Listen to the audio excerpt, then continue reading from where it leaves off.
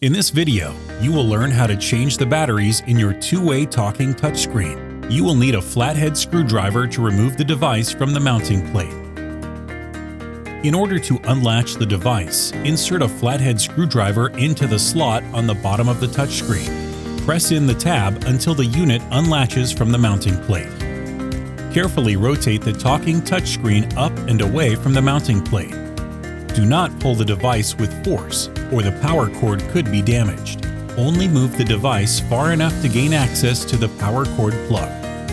Unplug the power cord from the back side of the talking touchscreen to remove the 4 AAA batteries.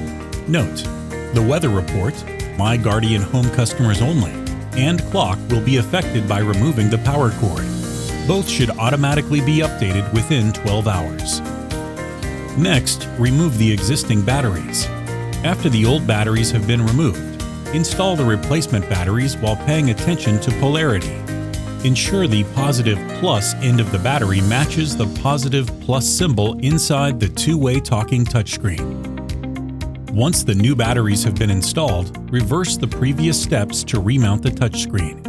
When remounting the device, ensure the power cord is lined up with the groove in the back of the touchscreen.